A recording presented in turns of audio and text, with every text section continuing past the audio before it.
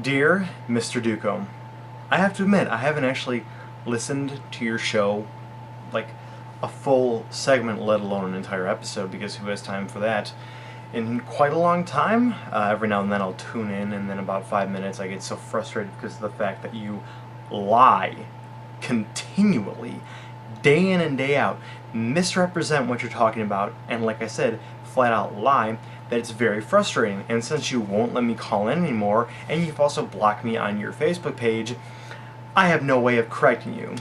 So much for somebody that whines about free speech, so much for somebody that cries and moans about persecution of people's opinions. You're the biggest hypocrite when it comes to that. However, every now and then, like I said, when I turn into something, I'll hear something that's just so obnoxious that I can't not touch it. So, here's some things. One, a couple days ago, you were talking about, I believe it was Donald Trump working with Democrats to get some bill passed. I don't remember what it was exactly. And you kept on claiming that he was a master negotiator. He's not. And you gotta get over your massive political erection you have for the president. Because whether or not you like it, Trump is not brilliant. He's good at manipulating people and intimidating people, but he is not a master negotiator. He is a failure. And you, in your mind, you did the same thing back when Mitt Romney was running for president, where you were under the impression that just because somebody is a businessman, they're automatically geniuses. No, if you're a businessman, it means you own a business. You might have inherited it, you might have earned it, you might have done 100 other things to get it. But in the case of Donnie here, he ain't smart. I'm sorry to break it to you. Donnie is playing the political game just like every other president, just like every other politician. He's making compromise, which I know was something that you've talked about before, that you were terrified of the guy you chose doing, because I don't want to make compromise with the Democrats, because you're a child. You don't understand the landscape of politics, how sometimes you gotta make compromise in order to work with people, but you won't do that because your insane, radical, useless religious and political ideas keep you from ever working with anybody, which means your mindset, if your mindset were to come to fruition in politics, nothing would ever get done. So congratulations on that. Another thing that happened, I believe it might have been on a Free For All Friday, where you had an individual call in and he was talking about how everything going wrong with the country was obviously spiritual, because nothing can ever just be a natural cause. It has to be magic. And this guy claiming that when he became a Christian, how everything suddenly got worse. And of course, I know you're not going to call him on this. The fact that this is a ridiculous claim that is not accurate at all. The only reason things get worse for Christians in America, because as being somebody who used to follow your religion, the only reason things get difficult is because you're constantly not walking against the tide, but walking through everybody else. You're constantly trying to keep people from doing things that they want to do, things that they have to do, like seeking health care, reproductive rights, the right to get fucking married. People like you are constantly standing in the way of basic human rights and dignity. So of course people are going to get angry with you. Of course people are going to stand up to you. But since your religion has such an insane persecution complex, you view that as persecution. And in the case of this guy, him becoming religious, the reason why all of a sudden he's noticing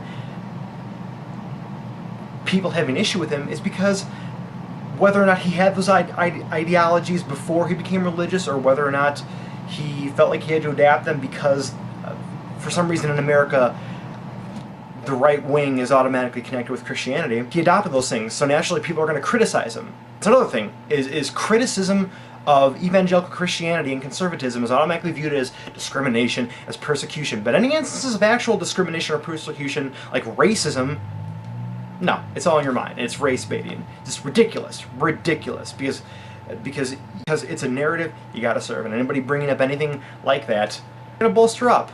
Not gonna question it or criticize it at all. And that's the difference between you and me, people like me, skeptics. Because even if somebody that I normally agree with, whether or not they be a fellow skeptic, an atheist, a progressive, they bring up bullshit like alternative medicine or weird science woo bullshit, I'm going to question them on it, regardless of whether or not they side with me on other things. Your way of thinking is useless. And then lastly, since I made what's now, this will be the 8th video response to you, now on my videos I get recommendations for your rants that you have at different churches. And one of them is called Skeptics Night. And actually I wasn't going to watch the whole hour-long thing because no thanks. I plan on getting to it eventually and doing like a point-by-point takedown of it, which is going to be so much fun. The video is called Skeptics Night. And I was interested. I was thinking maybe it was going to be a night where you were going to invite skeptics, but from what I saw of the video, no, it was just you going on your useless lies and tirades like you always do. And the one point that I narrowed in on was this bullshit argument that I've heard you use before on your show, where you compare people's lack of belief in a magic god to but just being antagonistic and saying they don't believe in George Washington. And the phrasing that you use, I'm not going to be able to do it verbatim, was something like, if you're just looking to poke holes in an idea, you can find, if you're just looking to be antagonistic, you can poke holes in any idea. That's not what any atheist is doing, you moron!